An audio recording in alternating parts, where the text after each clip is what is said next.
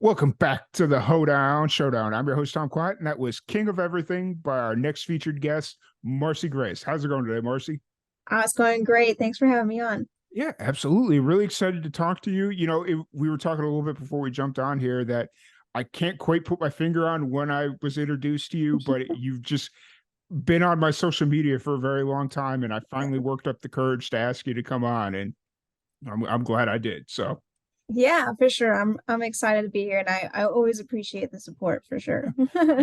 yeah. So you're based out of San Antonio. I love bringing on Mhm. these Texas artists. It's always a nice treat to bring on the Texas artists because that's kind of what I showed or based this entire show around was to try and help promote Texas artists and Texas country musicians and stuff of that nature. So, being from San Antonio, that's really cool. So, growing up, what was the music scene? What was the music scene like for you growing up? Yeah, well, it was funny because my dad actually was a musician, and he played Tejano music back in the Mm. 90s. So growing up kind of around that scene and he also had a country band later as well. So I kind of was in the music scene inadvertently through my dad. And when you grow up around music, it's kind of like, okay, you should pick an instrument. And and I kind of just I picked drums first, and I just never stopped playing music, and so it was always around me growing up. Nice. That's really cool. And what was the original thought that you'd be play more Tejano style, or what You know, was your influence? Yeah. yeah, I grew up listening to a lot of different styles of Mm. music from like, Santana and Stevie Ray Vaughan, all the guitar greats, and Yep. then, all the, Matchbox 20s and Alanis Morissette and all of that good stuff too. So I honestly, when I started singing and writing songs, it started more off, it was like a pop rock kind Mhm. of genre. And then I think I wrote my first country song in high school and I never stopped. And Nice. so it just kind of stuck with me and I enjoyed it so much. Nice. That's really cool. It's whenever anybody brings up Carlos Santana and Matchbox 20, it's like, Yeah. yes, that is Smooth is probably one of my all-time favorite songs. Anytime it comes on, it's like, yep, automatic, turn it up. So Yeah, yeah, man. There was so much good music back yeah, then. for sure, for sure. And I just had an epiphany. I realized what introduced me to you. During the pandemic, you were doing a bunch of like live streams on Facebook and stuff, weren't you? It was Songbird Sundays. Yep. Yeah. That's what it was. I'm sitting here, I'm like, just kind of getting to see you face to face, hear you talking, and I'm like, wait a minute, live streams, Facebook. Yes, this is what, yes. So, it's really cool. So, growing up, music was kind of always there for you, or was kind of always around. When did you kind of make that transition into, hey, I want to do this professionally, or hey, I can sing, like, let's do Yeah. this? Yeah. I think kind of came I don't want to say it came late for me, but I really didn't start discovering that, I had even a singing voice until, high school. I had a band in high school that I started. It was Marcy Grace and the Edge.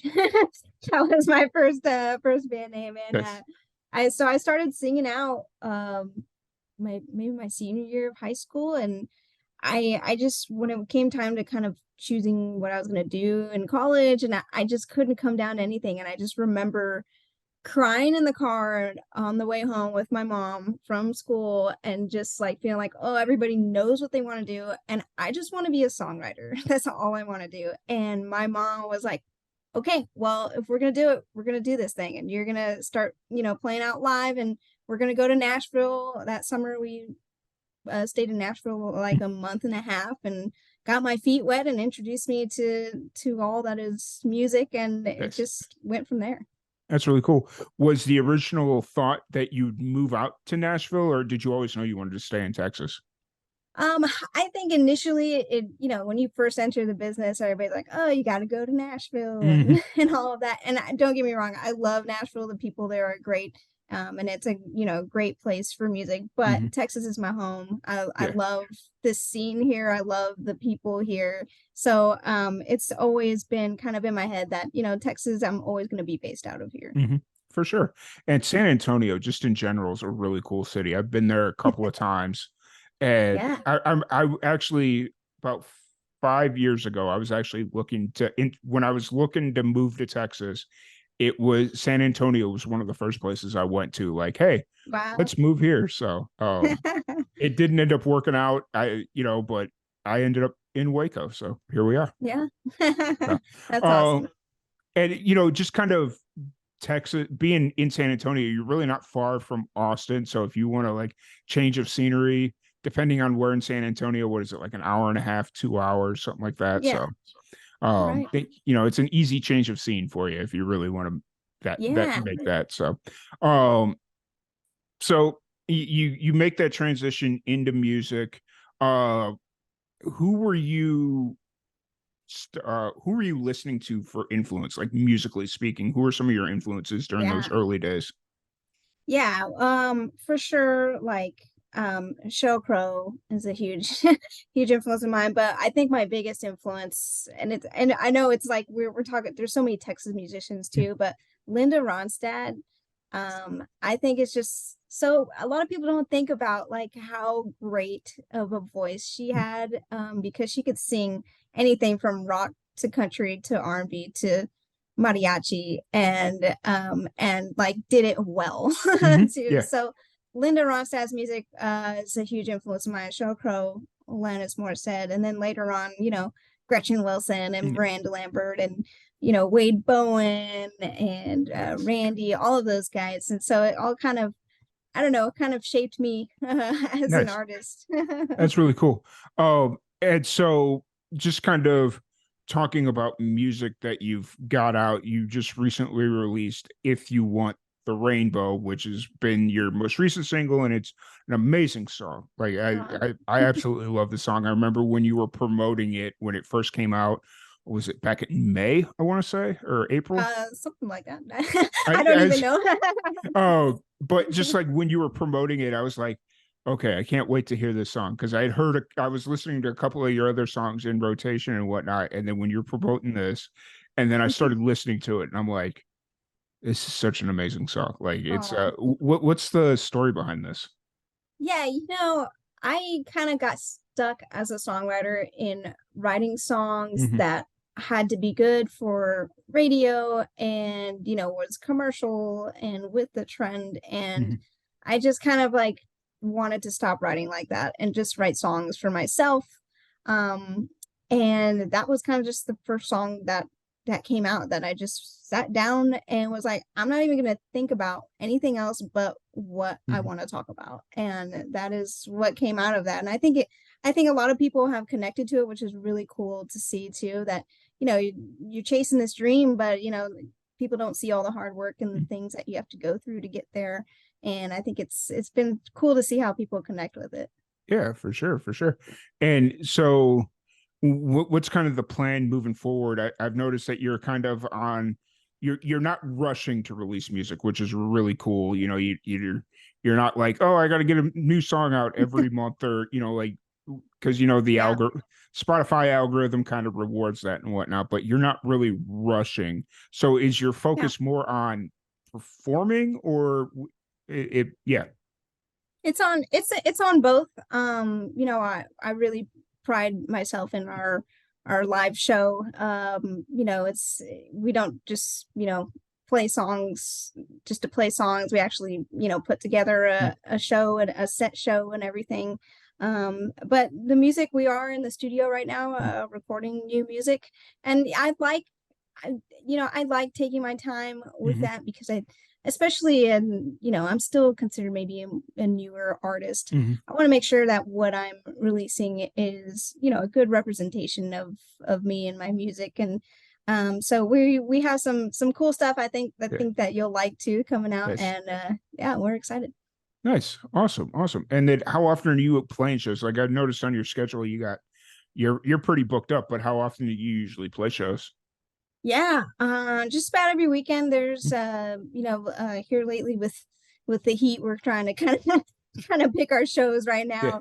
now. But yeah, we're excited. We've got a really great hometown show coming up in September, and we haven't Nice. played in San Antonio since March, I think. So Wow. it'll be a great time to come back and see everybody. Nice. That's really cool. And of course, Texas in the summer, everybody wants to book you for their festival. So that means Yeah. you're going to be playing in 106-degree heat outside. Yeah. Yeah. Yeah. I gotta stay hydrated out there. Right. I went to a thing a couple of weeks ago, and I was looking at the musician. And I was like, you look like you're about to die. Holy, just yeah, it was It's bad. rough. Yeah. Yeah, it's hard.